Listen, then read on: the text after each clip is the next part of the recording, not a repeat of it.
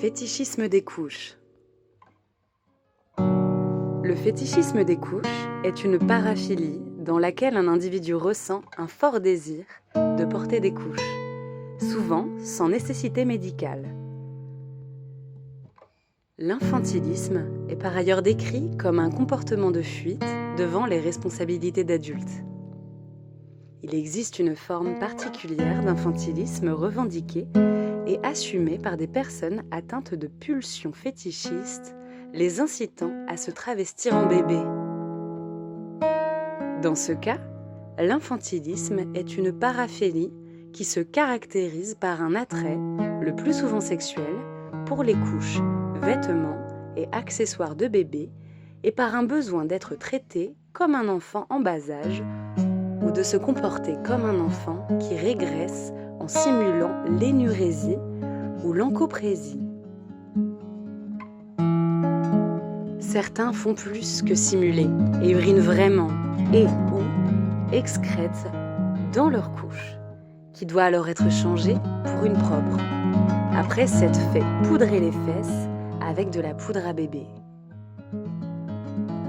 Le fétichiste infantiliste marque une nette préférence pour les objets, matières, textures, bruits et odeurs. Il existe également une distinction entre les fétichistes des couches culottes, dit DL pour Diaper Lovers en anglais, et les personnes aimant être infantilisées qui sont désignées par les expressions AB, Adult Babies ou TB, Teen Babies pour les adolescents. Ces deux derniers, AB et TB, sont plutôt définis comme adeptes des jeux de régression plutôt que par une attirance de porter uniquement des couches.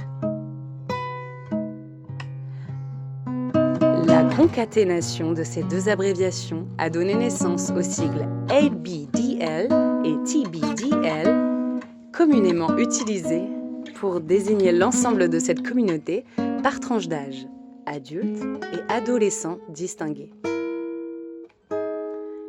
Il existe également une distinction entre les fétiches des couches culottes et les personnes aimant se travestir et se mettre plus complètement en condition de vivre une situation de bébé. Certains DL souhaitent porter des couches pour adultes de taille adaptée à leur morphologie, alors que d'autres ne vont vouloir porter que des vraies couches pour enfants ou pants, pour leur côté retour en enfance, quitte à ce que ces derniers soient parfois trop petits pour leur morphologie.